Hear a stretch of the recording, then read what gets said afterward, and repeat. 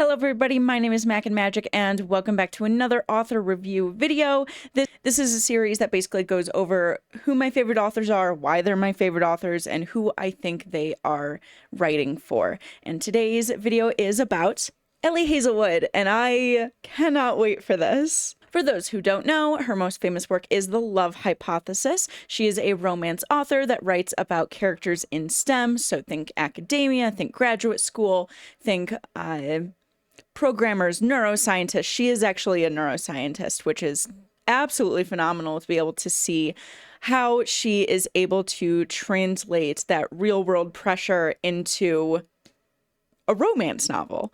I started off by reading The Love Hypothesis personally. I got it from a recommendation from my sister, who is an engineer, and then I'm a computer information systems major, so we have a lot in common with these characters when it comes to kind of the love for nerdy science things. But for those who don't know, this actually started out as a Raylo fanfic. You can definitely tell that's where the inspiration for the characters came from, but truly don't think it took away from it. For example, I tried reading the Hurricane Wars and it took away from it so much because I could just put Star Wars into that scenario and be like, okay, this is just a Raylo fanfic. I see it. This one, yeah, it's Grumpy Sunshine. That is a big trope. She is a very big trope romance author, and despite the cheesiness that adds to her writing, I truly think she is fantastic for the romance genre. I think she has very strong female main characters. I think that there's a lot to do with consent in her books. There's a lot to do with kind of an underlying plot that isn't just about the romance. The romance is still there though. So these are spicy books. I would give it like maybe a 2 pepper rating. It's nothing too crazy. Like, her books probably have 1 or 2 spicy scenes in them. It is open door. I think in her more recent romance novels as well, she has created a little bit more depth when it comes to those open door scenes and kind of explores the differences that everyone can have. I think it's absolutely phenomenal and eye-opening for a lot of people, and so she has done a really good job at kind of setting herself apart from a lot of other romance novels. If there's one thing that I think people might not like about her writing is that it is very self-aware. She does have a very particular writing style that a lot of people may see as cheesy and not serious. Despite a lot of her books having serious themes to them, she does come off as a little, I'll just put it as, these books are not hard to read whatsoever. It's usually going to be in first person, so you'll get all of the characters' thoughts. I think the biggest nuance that people don't seem to enjoy about her writing is that she can be very cheesy. It's like a Hallmark movie. The characters will think or say some things where you're just like, oh my goodness, okay.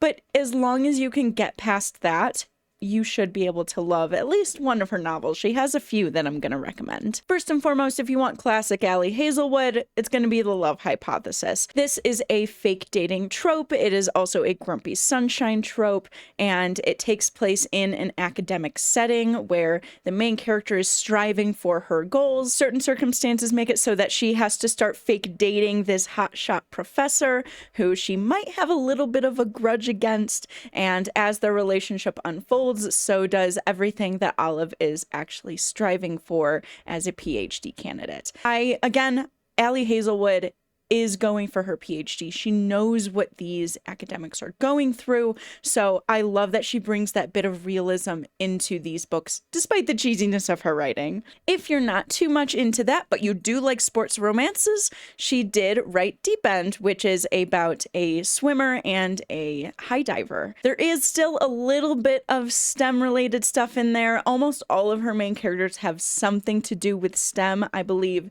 she is going as a med student, or she is a pre-med student, but she is also a high diver trying to get over a really big injury that she sustained. So this trope is kind of friends with benefits, where both of the main characters have great chemistry, they get along well in the bedroom, so let's just see where this ends up going, and then they end up fostering feelings for each other, of course. All of these books have happy endings, by the way. I don't think that's too much of a spoiler in the romance genre. They all have happy endings. If you're not going for that sort of thing, Allie Hazelwood might not be your author.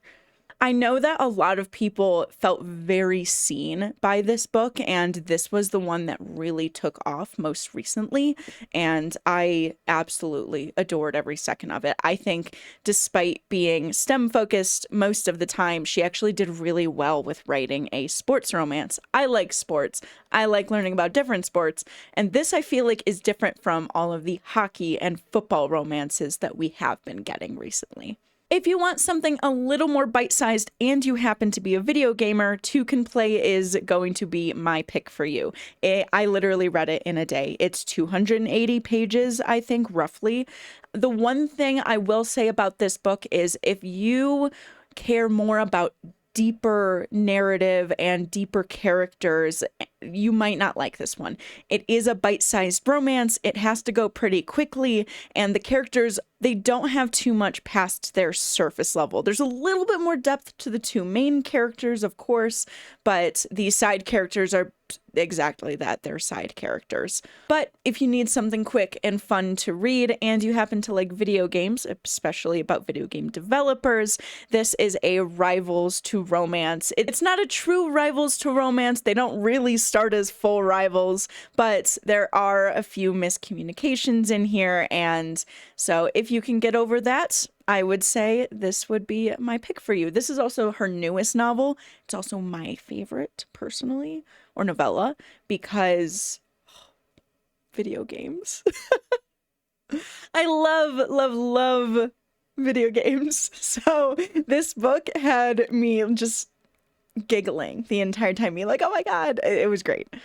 If you are more of a romantasy person, then I am going to suggest Bride and Mate to you. You may have heard a little bit about this since she did start in the fan fiction kind of realm. She has been on AO3, and she does a really good job at kind of giving nods to the big queer focus that AO3 has. When these novels basically follow a vampire and a werewolf who have to be in an arranged marriage or a marriage of convenience, I would say, in order to alleviate the big divide between the vampires and the werewolves in this world. It is well known that vampires and werewolves exist in this world alongside humans. So I think that's a really phenomenal and interesting take. I think it was very unique to me, at least. And then Mate, which is the second one, which does feature the same characters. It does take place after Mate, or after, sorry.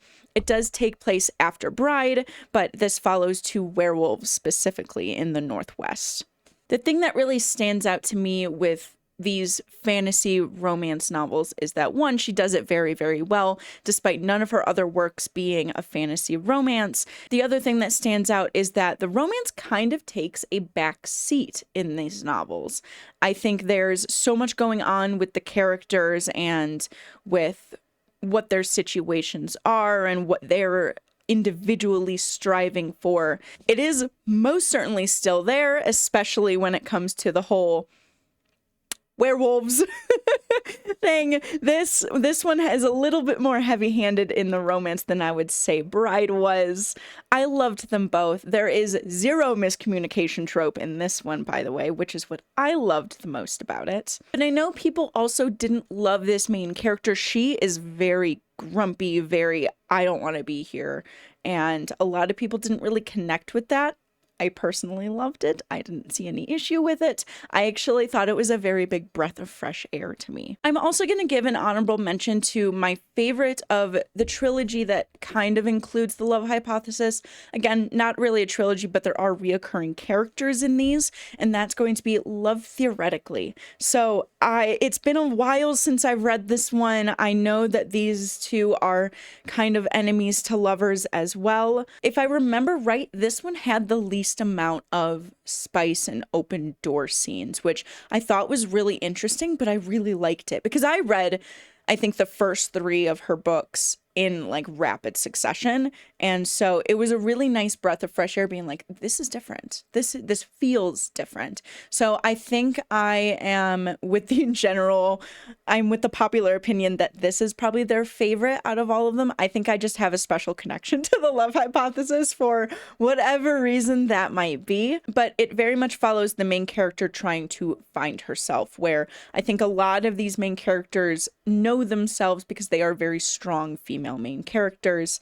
But this, I think she, despite being also a very strong female main character, also needed a little more time to truly let herself open up. And I think that was a really unique thing from the first 3 books of hers. I should probably give a heads up as well that I actually haven't read Problematic Summer Love. I can't remember if that's the actual name of it. I'm so sorry if I could look it up. My phone is actually the camera, so I technically can. And then I did finish Not in Love, if I'm right. It was not my favorite. And I think most people didn't absolutely love it either. I don't think they hated it, but it is very different from her normal kind of work. It is a way more serious tone to it. I did finish it. Now that I'm remembering the plot a little bit, I remember certain plot points towards the end. She actually, when it first got published, she actually warned us and said, hey, this is very different from my normal stuff, so have fun, but if you don't enjoy it, no hard feelings. So that is Ali Hazelwood, my favorite romance author personally. If you think I convinced you, maybe add it to your TBR and let me know, because I am always recommending this at the bookstore.